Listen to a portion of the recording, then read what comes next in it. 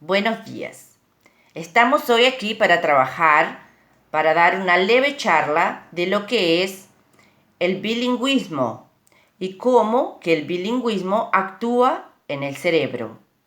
¿Cuáles son las áreas que el bilingüismo puede influenciar en el cerebro?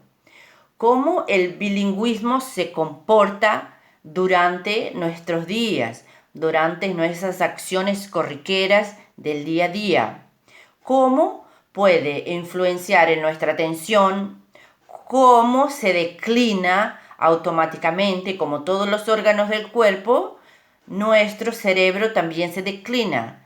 ¿Y de qué manera entonces el monolingüe o el bilingüe entran en ese contexto? Bueno, se ha estudiado que levemente parece que las personas que usan dos lenguas tienen un declive menor, un retraso de 3 a 4 años. Vamos a suponer que una persona con Alzheimer, ella puede retrasar no la enfermedad, pero los síntomas se retrasan de 3 a 4 años de una persona bilingüe. Esa persona bilingüe, ella tiene una actividad mayor cerebral, por lo que se estudia.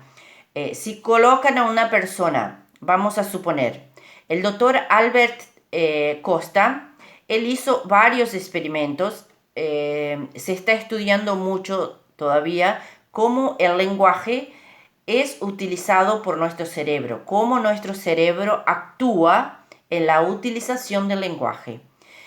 Una de sus experiencias fue colocar a una persona bilingüe dentro de una resonancia, la misma resonancia que lo usamos para la rodilla, para el hombro, para el codo. Bueno, se puso el cerebro de esa persona, la cabeza, y se le hizo el estudio al cerebro.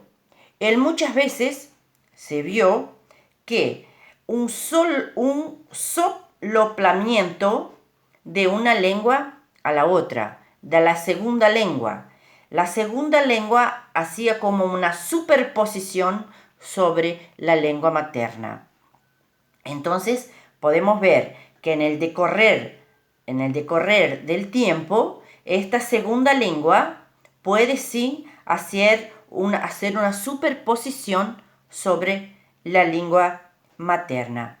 Muy interesante también dentro de los estudios del profesor es cómo las emociones en la lengua nativa pueden ser diferentes que en la segunda lengua. Eso yo se los puedo decir porque soy uruguaya, entonces mi lengua nativa es el español, es el castellano, y sí, realmente existe una emoción diferente cuando hablamos el español, cuando hablo el español, que es mi propia lengua, y cuando hablo el portugués, que es mi segunda lengua. Mismo que lo hable al portugués a muchos años, a 35 años de mi vida, 34, 33 años de mi vida.